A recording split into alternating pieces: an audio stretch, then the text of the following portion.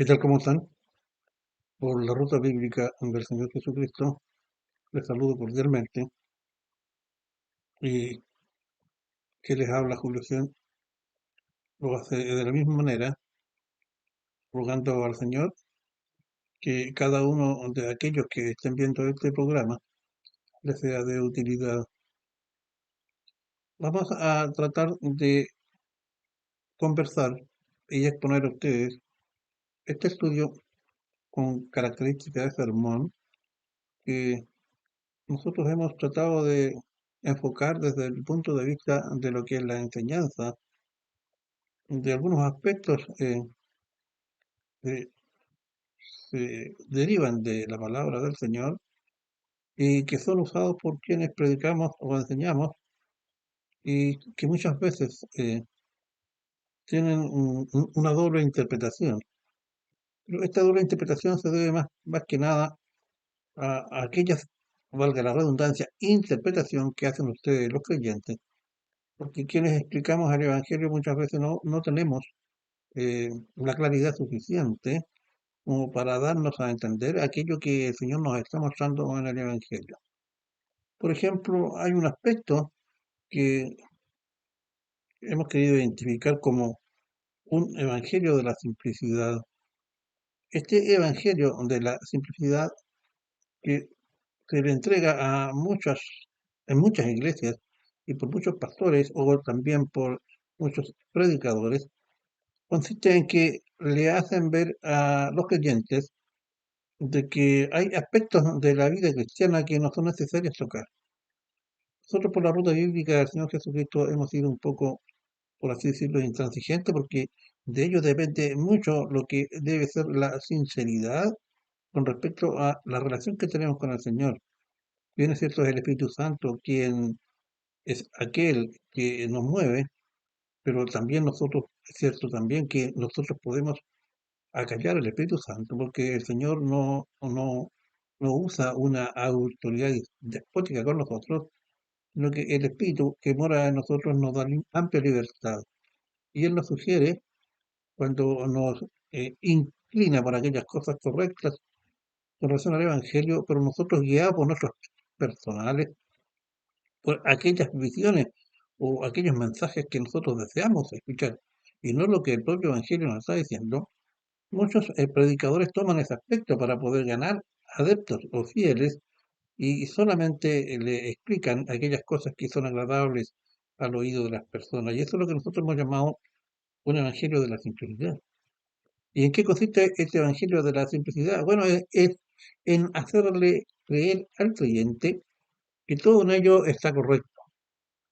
E inclusive en algunos casos se apartan de mensajes del evangelio, porque cuando las personas aseguran de que el hombre, eh, siempre cuando hablamos del hombre, hablamos del género humano, es decir, del hombre y la mujer, que el hombre es mm, lo típico, mira, no te preocupes, tú eres una persona eminentemente buena y por lo tanto solo tienes que pedirle al Señor aquello que tú necesitas, que el Señor, en base a que tú eres una persona buena, eh, y bueno, pídele, porque Él no se puede negar a sí mismo y está obligado a darse, y por lo tanto se emplea una especie de chantaje eh, a las conciencias de las personas para que esto lo repliquen en su creencia y su fe en el Señor. Cuando en realidad el Evangelio nos dice algo muy distinto, es decir, el hombre sin Dios está apartado de lo que el Señor quiere porque nosotros nos guiamos por nuestras propias concupiscencias. Y de tal manera entonces que esa aseveración de que tú eres bueno, eh, bueno, no es tan cierto, puesto que somos sujetos de pecado, como lo hemos explicado en muchos otros programas. Veamos entonces, si esto es cierto o no, de acuerdo al Evangelio. Vamos a ir viendo una serie de cosas que a usted evidentemente le va a, a dar una especie de encantamiento sobre algunas cosas que vamos a explicar y que le van a aclarar mucho lo que podrían ser algunas dudas. Pero veamos primero por qué nosotros, en forma majadera, con la ruta bíblica del Señor Jesucristo, eh, sostenemos que nosotros debemos ser un hombre que debemos estar constantemente en nuestras oraciones pidiendo perdón por nuestras condiciones de pecado. Veamos, en Romanos 1, 23 y 24 y 26 dice lo siguiente con respecto a este tema. Cuanto a todos pecaron y están destituidos de la gloria de Dios. Ya lo hemos visto en programas anteriores. Todos pecaron. Aquí no hay nadie que se salve. Todos pecaron y están destituidos de la gloria de Dios. Luego en el 24 dice, siendo justificados gratuitamente por su gracia mediante la redención que es en Cristo Jesús. Es decir, nosotros hemos sido redimidos. Redimidos significa, en este contexto, es que hemos sido limpiados, nosotros hemos sido perdonados por medio de la acción de nuestro Señor Jesucristo, quien en forma gratuita, es decir, en forma graciosa, nos salvó porque Él se puso en nuestro lugar, que es la doctrina de la justificación, en la cruz para morir, Él siendo todo perfecto, el justo por lo injusto que somos nosotros. Y luego en el 26 dice, con la mira, es decir, el objetivo de manifestar en su tiempo su justicia. ¿En qué momento es este tiempo? Bueno, el día cuando nosotros seamos llamados al juicio final. ¿Eh? Entonces dice, con la mira de manifestar en este tiempo su justicia, a fin de que él sea el justo, sin pecado, justo, y el que justifica al que es el de la fe en Jesús, es decir, en el Señor Jesucristo, en Cristo. ¿Qué significa la fe? Bueno, hemos creído en que el Señor Jesucristo murió y pagó en la cruz por nuestros pecados. Con respecto a lo sostenido por estos versículos relativos a nosotros los hombres, los que predicamos tenemos como deber irrenunciable despejar y aclarar principios establecidos por las Escrituras o la obra de Dios. Y es así que de la lectura ya realizada en los versículos anteriores se desprende, tal como ya lo hemos enunciado en programas anteriores, sobre el hecho innegable de que poseemos una naturaleza pecadora a la cual estamos sujetos tanto creyentes como incrédulos y que todos los hombres podemos ser perdonados y salvados por medio de la gracia otorgada por Cristo únicamente por la fe en su muerte de cruz. Y como dice el Evangelio, con la mira de manifestar en este tiempo su justicia, a fin de que Él sea el justo y el que justifica al que es de la fe en Cristo, es decir, en este tiempo, manifestarle a los hombres su justicia, es decir, que Él nos salva y que podemos acogernos por la fe a ese galardón o a esa dádiva. Pues bien, con base a este divino regalo, motivado por la voluntad soberana de Dios hacia los hombres, han surgido por parte de pastores y de una serie de predicadores de distintas denominaciones algunos principios basados en el Evangelio que nos pueden inducir a actuar, como ya dijimos anteriormente, equivocadamente o simplemente en asumir principios errados que nos conducen justamente a adquirir actitudes y pensamientos como los que ya identificamos como equivocados y que lo que hemos llamado un evangelio simple. Continuamos diciendo que es el pecado que mora en nosotros quien nos separa de Dios y que muchos se equivocan concebiendo el pecado como un simple error, es decir, es un error nomás, tú cometes errores y esos errores son los pecados. Todos podemos cometer errores, terminan diciendo. Entonces dice, como un simple error. Y dicen, a modo de restar importancia al pecado, como un simple error y dicen, repito, a modo de restar importancia a este hecho pecaminoso, como es el pecado. Está forzadamente actuando en todos nosotros y no es algo tan importante el pecado. Es decir, el pecado actúa en cada uno de nosotros en forma muy porfiada porque aparece constantemente y como es un error, ¿para qué lo vamos a predicar tanto? Y a objeto entonces de que vamos a alejar a las personas, las vamos a hacer sentir mal. Partiremos diciendo que es el pecado que mora en nosotros quien nos separa de Dios. Ya lo dijimos, ¿no es cierto? Pues resulta evidente que para nosotros, los creyentes, esto no es así. El pecado es algo muy serio, pues sabemos que estamos pecando en contra de un Dios tres veces santo.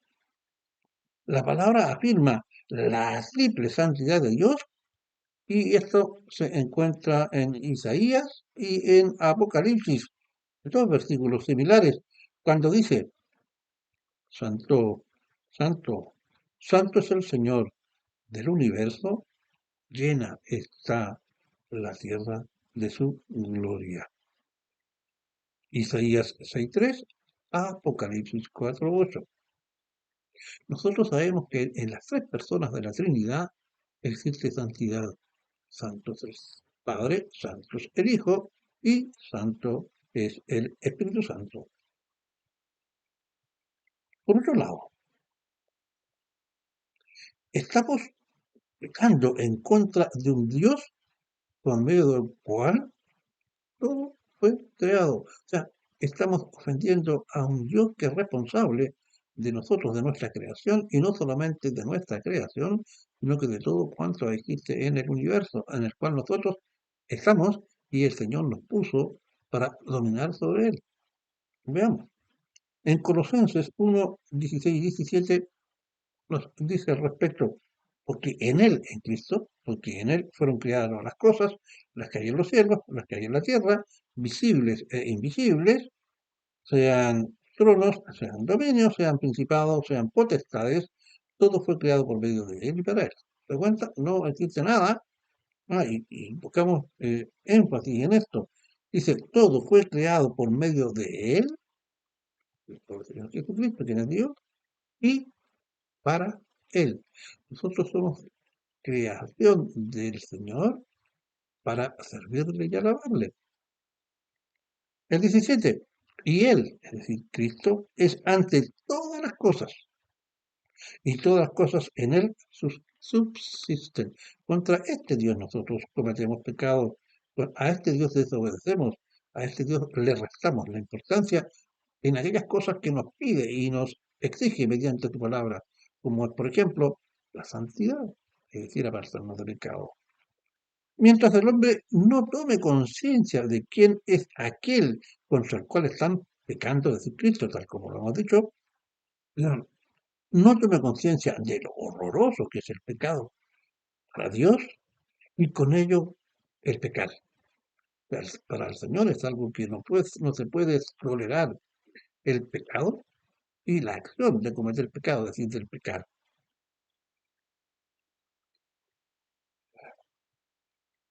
Nunca el hombre que no esté consciente de esto podrá buscar a Dios en arrepentimiento.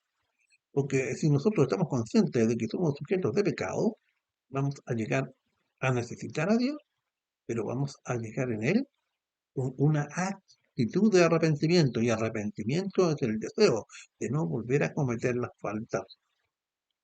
Y el creyente no buscará verdaderamente la santidad, que es lo que hemos estado definiendo, es decir, apartado de pecado, y por lo tanto dejar de cometer el error del pecado. Perdón, no el error, dejar de cometer la acción del pecado. Para los cristianos, conocer los atributos de Dios y del Señor es muy importante porque nos permite conocerle mejor, tener un entendimiento bien claro de quién es Él. En la medida en que conozcamos sus atributos, así como actúa, cómo piensa, qué es lo que hace, etcétera. Los atributos no podemos nunca llegar a entender esta condición de nuestro amado Señor Jesucristo, que no quiere tolerar en nosotros las actitudes de pecado y que el hombre en su simplicidad no toma en cuenta con la real dimensión que debería tener para nosotros para poder llevar una buena comunicación con el Señor y, como vamos a ver más adelante, no contristarle.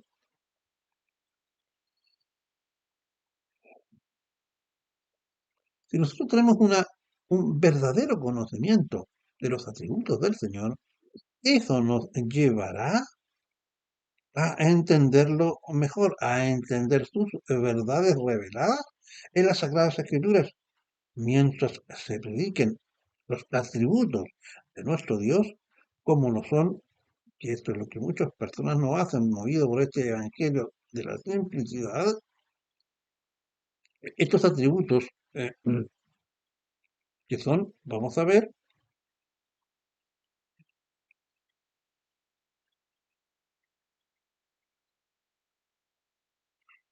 su justicia, su santidad, su amor, escuchen bien esto, su ira. Ira es un enojo ante algo que uno no puede tolerar. Es una expresión de un sentimiento de enojo.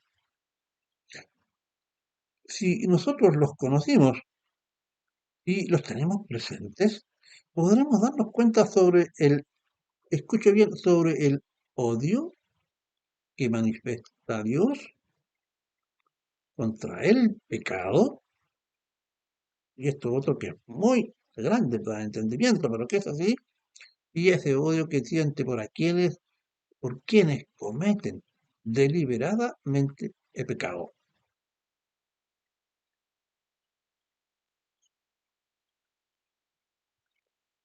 Estimado hermano y amigo, que me ve y está escuchando, usted quizás habrá leído o escuchado sobre una frase que en realidad no aparece en los evangelios, pero que es muy usada por muchos predicadores, que es esta, que si bien es cierto es una verdad, pero que hay que tomarla en su contexto, es decir, cuál es el significado y los alcances reales que tiene. ¿Cuál es la frase? Esta. Dios odia al pecado, pero ama al pecador. Bueno, recién dijimos que también el Señor odia a quien comete pecado, y esto es cierto. Estas dos mm, aspectos contradictorios en el fondo no lo son y lo vamos a explicar. Presentaremos mediante este sermón realizar una exposición bíblica sobre la validez o no de esta frase extra bíblica que nos lleva muchas veces a querer evangelizar de una manera muy simple, ganándonos en una puerta o en un lugar altamente concurrido, es decir, por donde está pasando la gente, como lo puede ser, por ejemplo, un aeropuerto, un terminal de buses o una estación de ferrocarriles, y decirle con la mejor cara que podemos nosotros tener, y creemos que estamos haciendo una predicación o una evangelización simple. Veamos, ¿qué le decimos? En forma intermitente e insistentemente, estimado, Dios te ama, Dios te ama.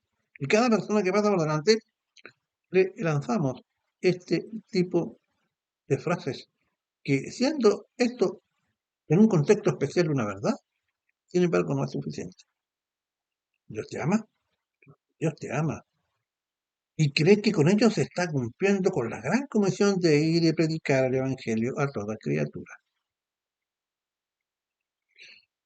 Debemos saber que el predicar encierra algo más que repetir una frase o palabra.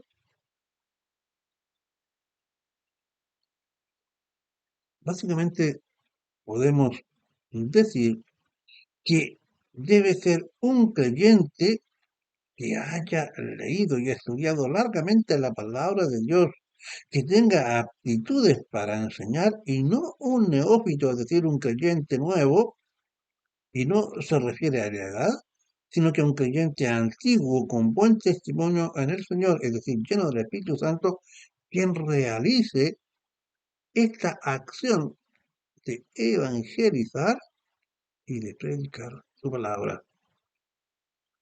Porque no basta con un mero entusiasmo. Existen muchos hombres y mujeres muy bien intencionadas y tratando de extender la palabra de Dios, hacen interpretaciones muy inadecuadas y lejos de llevarlo a los pies del Señor, pues llegan por el camino del error. El Señor nos advierte, el Señor nos advierte en su palabra sobre lo que ocurre si un hombre de Dios que predica y enseña no tenga un sólido conocimiento teológico o de Dios y que también esto lo haya llevado a la práctica, es decir, que sea un hombre versado en la enseñanza y predicación del Evangelio. Fíjese usted que en el libro de Oseas, del profeta Oseas, en el capítulo 4 del versículo 6, el Señor le habla sobre y advierte sobre este tipo de situaciones. Mi pueblo, dice, fue destruido porque le faltó conocimiento, por cuanto tú desechaste el conocimiento. Es decir, los israelitas desecharon el conocimiento de Dios en forma concienzuda, profunda y siguiendo los mensajes del Espíritu Santo. O sea, se fueron por lo simple. Repito, mi pueblo fue destruido porque le faltó conocimiento, porque cuando tú desechaste el conocimiento, ¿cuál es la actitud del Señor? Dice, yo te desecharé a ti y no serás sacerdote para mí. Aquí, en forma específica, le está hablando a las personas que están enseñando y predicando. ¿Se da cuenta? Que no debe ser un neófito porque olvidaste la ley de tu Dios, es decir, la palabra. Olvidaste la ley de tu Dios, también yo me olvidaré de tus hijos. Es decir, se extiende para el resto de los creyentes que estaban allí entonces eh, presentes en la época del profeta Oseas. Bueno, pasemos ahora a poder analizar aquello que se dice sobre el sentimiento de Dios hacia nosotros. Y me refiero al hecho de el hombre sin haber creído ni aceptado a Dios como su Señor y Salvador, en cuanto a que según Romanos 3:23 se nos identifica, por cuanto todos, aquí no se salva nadie, usted y yo todos, tanto todos pecaron y están destituidos de la gloria de Dios. Esa es nuestra condición antes de haber aceptado al Señor Jesucristo. Sin embargo, sin embargo, nos dice,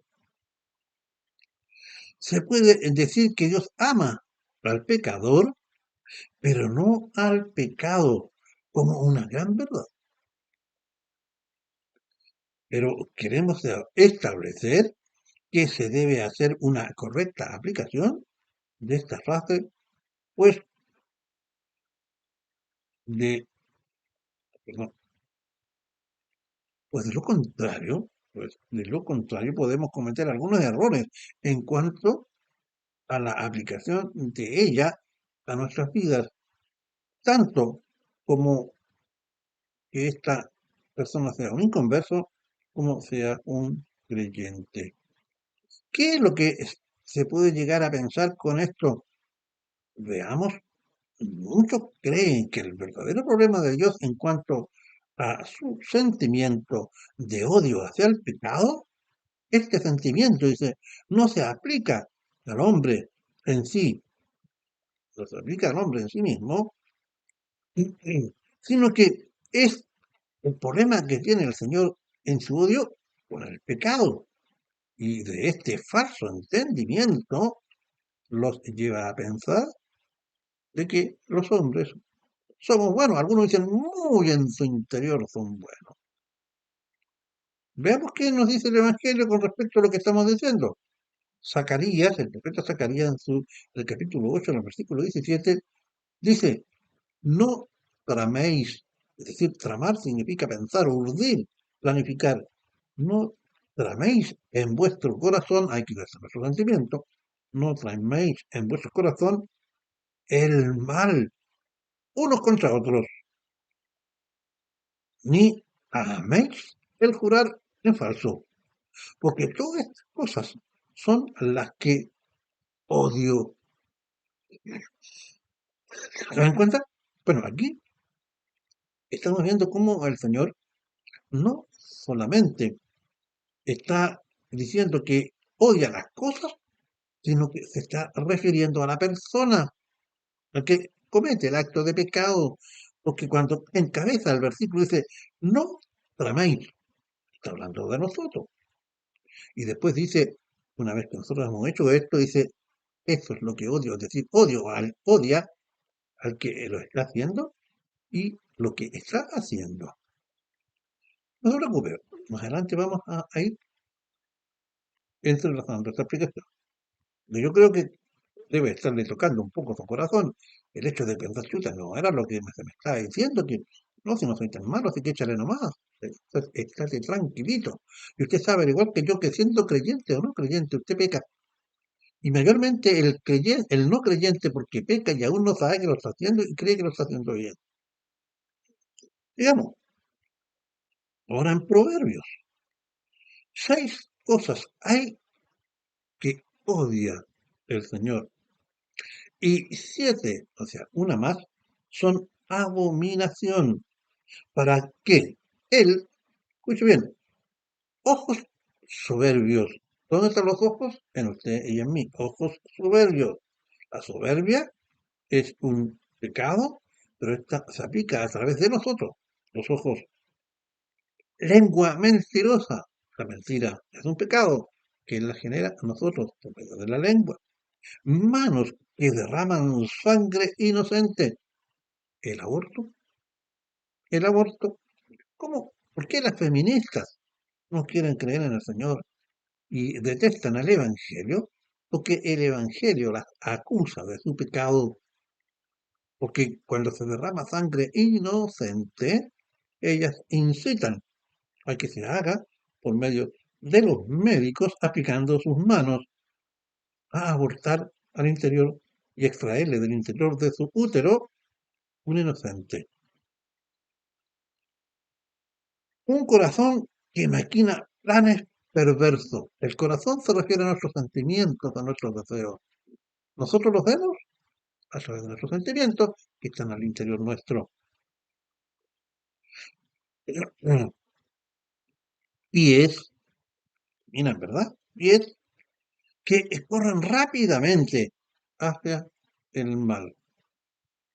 Entonces, no es solo una cuestión de pecado, sino que también de quién lo comete. Luego, para no dejar duda, veamos otros pasajes más, pero más poquitos. Veamos, veamos. Salmo 5, de los versículos 4 al 6. Porque tú no eres un Dios que se complace de la maldad. El malo no habitará junto a ti. Dios no tolera el mal. No quiere. En su santidad ni siquiera desea que un ápice de maldad esté en su cercanía. Después será el 5. Los insensatos no estarán delante de tus ojos. Aborreces todo lo que hacen iniquidad. Aquí se está refiriendo a las personas, no a los hechos. Repito, mire, los insensatos, ¿quiénes son? Aquellos que no reconocen al Señor y no obedecen su palabra. Y son personas, no son hechos. Los insensatos no estarán delante de tus ojos. Aborreces a todos los que hacen iniquidad. 6. Destruirás a los que hablan mentira. Hablando de personas, ¿no es cierto? Al hombre sanguinario, que mata, asesina, y engañador, abomina Jehová. Podemos ver entonces que el sentimiento del Dios tres veces santo en su amor hacia nosotros, que desea que seamos santos porque Él es santo, abomina los actos pecaminosos que nosotros hacemos. Y usted dirá, bueno, si yo soy un sujeto de pecado y constantemente estoy cometiendo pecado, entonces Dios me odiará y sentirá rabia por mí durante todos los días de mi vida. Bueno, nosotros vamos a ver que el Señor eh, entregó la solución y que es Cristo Jesús. Cuando el Señor nos mira, se mira a ti, me mira a mí, que soy creyente, mira a Cristo, la suma perfección, y no me ve a mí un desecho de maldad, ni a ti un desecho de maldad. Con base a estos versículos, veremos que Dios, como producto de un ser, un Dios santo y justo, odia el pecado y a quien lo comete. Y como consecuencia de ello, actuará en contra del hombre pecador e irá ese al infierno. El pago del pecado es la muerte, y la muerte con el destino hacia el infierno. Sin embargo, aparentemente este hecho estaría en contradicción con aquellos versículos que nos hablan del amor de nuestro Dios para con los hombres y que lleva a decir a muchos predicadores, como ya hemos dicho, para captar la simpatía de los inconversos mediante este evangelio de simpleza. Dios te ama, hecho que también es cierto, pero que tiene una connotación distinta a la simplicidad con que estos hombres quieren tratar el hecho de que Dios los ama. Digamos. Pero como también podemos compatibilizar y armonizar este relato bíblico de amor y de odio de Dios hacia nosotros los hombres, cuando las escrituras nos declaran que Dios es amor y el odio estaría siendo una expresión de desamor o algo absolutamente contrario, ¿verdad? Antes de dar esta explicación, expresaremos el amor de Dios hacia los hombres, de acuerdo a las Escrituras, o sea, cómo se describe el amor de Dios y qué características tiene el amor de Dios. El pasaje más conocido por cada uno de nosotros es aquel que encontramos en Juan 3:16, que todos nosotros lo conocemos, ¿verdad? Hay muchas personas que conocen este pasaje. Ya, porque de tal manera amó Dios al mundo, porque de tal manera amó Dios al mundo, que ha dado a su Hijo unigénito, de tal manera amó, que ha dado a su Hijo unigénito, para que todo aquel que en él crea no se pierda, mas tenga vida eterna. Y luego sigue Juan 4:10. En esto consiste el amor, no en que nosotros hayamos amado a Dios, sino que Él nos amó a nosotros y envió a su Hijo en propiciación por nuestros pecados. Ahí se está refiriendo, ahí estamos encontrando el motivo de la expresión del amor de Dios, que Él se dio por preposición de nuestros pecados, es decir, se puso en nuestro lugar. Y luego, en Juan 15, en Juan 15, perdón, y luego en Juan, no es 15, 4:10, dice, y en esto consiste el amor, no en que nosotros hayamos amado a Dios, sino que Él nos amó a nosotros y envió a su Hijo en propiciación por nuestro pecado. Ya lo dijimos, ¿verdad? Se puso en nuestro lugar. Y nadie, dice en Juan 15:10, ahora sí, Juan 15:10, y nadie tiene amor más grande que el de dar la vida por sus amigos. El Señor Jesucristo nos llama amigos y dio su vida en la cruz por nosotros para que Dios pase por alto toda esta condición de pecaminosa y al momento en que estemos ante su presencia, Dios no nos odie ni tenga ese sentimiento que tiene en contra del pecado. Luego en Romanos 5:8 nos dice también, pero Dios demuestra su amor por nosotros en esto, en que cuando todavía éramos pecadores, Cristo murió por nosotros. Es decir, la segunda persona de la Trinidad, nuestro Señor Jesucristo, cuando Dios nos odia y nos veía a todos como pecadores, Él dio su vida por propiciación por nosotros y no hay un amor más grande y un propósito divino del objetivo del amor de Dios para con nosotros. Pues bien, habiendo establecido bíblicamente que Dios nos ama, también, de gran manera, este amor se da de acuerdo ahora en la práctica y de acuerdo con su propio amor y santidad en la siguiente manera y lo ilustraremos por un ejemplo humano práctico. Veamos.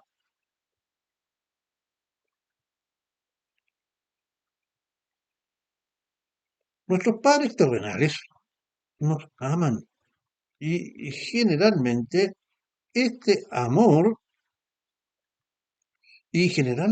este amor desaparece. No obstante ello, muchos hijos caen en una condición de pecado endémico o enfermedad, como lo es de aquellos que son asesinos compulsivos. Si no pueden dejar de cometer asesinatos y seriales, que han dado muerte a muchas personas, inclusive a niños pequeñitos. Ahora bien, esos padres aman en su fuero interno a ese hijo que es malvado, pero odian el hecho de que sea un asesino y lo expresan públicamente y sienten rabia cuando lo ven. Pero sin embargo, guiados por su amor, quisieran poder borrar todo aquello, pero ninguno puede hacerlo. No obstante, Dios, por medio de su amor, actúa de manera similar. No solo odia de que seamos pecadores, como también odia al pecado, pero sí por su inmenso amor borra y perdona eficazmente nuestros pecados y nuestra condición por medio de la cruz de nuestro Señor Jesucristo. En Isaías 43:25 nos dice, yo soy el que borro tus transgresiones por amor a mí mismo. En cuenta que aún el odio expresado por el Señor contra nosotros, contra el pecado, es un signo de amor, porque en base al amor que el Señor se tiene a sí mismo, no puede tolerar de que nosotros seamos pecadores y por lo tanto, bajo ese amor infinito y bajo ese odio santo que el Señor tiene por el pecado, Él dio la solución por medio de la muerte de nuestro Señor Jesucristo en la cruz. La segunda persona de la Trinidad se entregó a sí mismo para hacer posible que este amor que siente Dios en sus tres personas sea ejecutado y nos pueda ver, a pesar de que son pecadores endémicos, que nosotros como si nunca hubiésemos pecado. Entonces, podemos afirmar que cuando le hablamos en nuestras prédicas a inconversos, también a convertidos sobre el amor de Dios, debemos dejar muy claro que el odio de Dios hacia el pecado y hacia el pecador es un acto de amor del Señor hacia nosotros. Es el resultado de su gran amor por nosotros bajo sus atributos. Es lo que Él posee, son sus características como persona divina, su justicia, su amor, su misericordia, por ejemplo, entre otros. Él llevó, como ya dijimos, a Cristo a la cruz para otorgarnos el perdón y así opera la gracia en nosotros. La gracia es recibir algo sin merecerlo, así como debemos llamar al pecador al arrepentimiento, pues Dios odia al pecado y al pecador. También debemos exhortar al inconverso a la santificación, es decir, apartarse de pecado para no contristar al Espíritu Santo, que es la tercera persona de la Trinidad, o sea, de Dios, y nunca debemos olvidar entonces que Dios, movido por el amor a sí mismo, nos amó y dio su Hijo para limpiar de todo pecado y nos llama a ser santo porque eres santo. Es decir, entonces debemos ser capaces de darle una justa dimensión y aplicación al fenómeno de que Dios ama al pecador en su justa dimensión. Ama al pecador en la faz de nuestro amado Señor Jesucristo, pero nos odia en el sentido en que nosotros muchas veces, a pesar de habernos perdonado, cometemos pecado a cada instante y con mayor fuerza a aquellos que no han creído en el Señor y que Él mismo dispuso el remedio y que estos hombres no quieren recibirlo.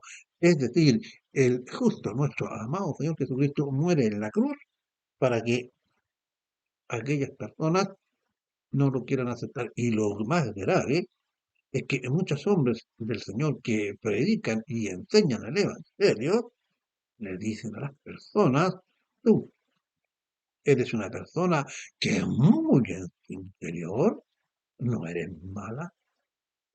Por lo tanto, no debes prestarle tanta atención a aquellos que predican el arrepentimiento y el perdón de los pecados y el abandono del pecado para poder ir hacia la santidad, porque Dios es amor y te ama.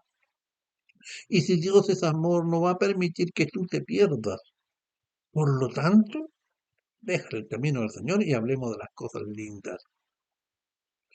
Este concepto del Evangelio simple es un engaño, es llegar al hombre a un camino de perdición. ¿Quieres tú ser un cristiano de verdad? En tus oraciones, todos los días, cada vez que ores, cada día que te levantes en la mañana y te acuerdes de orar, pídele al Señor perdón por tus pecados y trata con todo tu corazón de perseverar, es decir, tratar de cumplir con los preceptos de la ley a objeto de apartarse del pecado. Pero el cumplir con la ley no es un requisito para la salvación, porque eso sería legalismo. El legalismo es cuando un hombre predica y enseña que tú te llegas a la salvación mediante la conservación de la ley. Debes respetarla, debes tratar de cumplirla, pero el Señor Jesucristo hizo toda la obra por ti.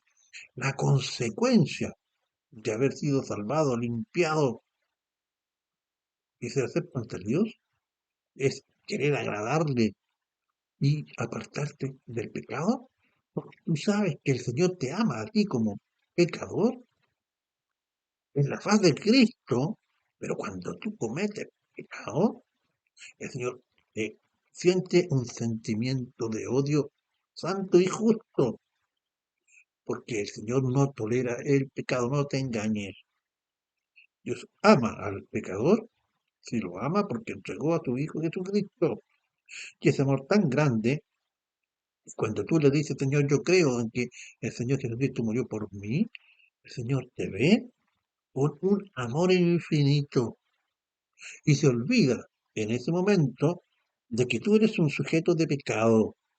Pero cada vez que tú cometes pecado y no te arrepientes, el Señor siente ese sentimiento que no puede dejar de ser porque Él es un ser absolutamente santo. Que el Señor les bendiga. En la ruta bíblica del Señor Jesucristo ha querido una vez más dar una explicación en el Evangelio sobre un acto que está expresado en estas palabras: Dios ama. al pecador, pero no ama al pecado, se debe dar una justa interpretación y tú debes constantemente estar siendo un hombre agradecido del Señor, perseverar en aquellas cosas que el Señor quiere que tú seas, que tú llegues a las santidades y la santificación. Julio C. Augusto, anfitrión de este programa, les desea a ustedes que las ricas bendiciones del Padre y de su Hijo, el Señor Jesucristo, por medio de la acción del Espíritu Santo, sea con todos ustedes. Si usted considera que este programa es de provecho para usted y es de bendición para que lo pueda escuchar, compártalo. Porque si usted comparte este programa, podrá ser beneficioso para muchas personas más. Una persona con la cual usted comparta este programa, si lo considera beneficioso, o que usted coloque una aceptación, el sistema podrá transmitirlo cada vez más a muchas personas. Tenemos algunos hermanos y algunas hermanas que me han dicho de que escuchan el programa y lo ven y se han sentido muy bendecidas. Bueno, si están viendo este programa, usted, querida hermana, ¿sabe a qué me refiero? Bueno, vaya el saludo en el Señor para usted, que es una respetada y honorable señora en el Señor, porque usted es una persona creyente y yo creo que usted también es una persona que, sabiendo que estamos en una condición de pecado, usted trata también de apartarse del pecado. Que la bendición de Dios, Señor, nuevamente lo digo, sea con todos ustedes. Será hasta un próximo programa.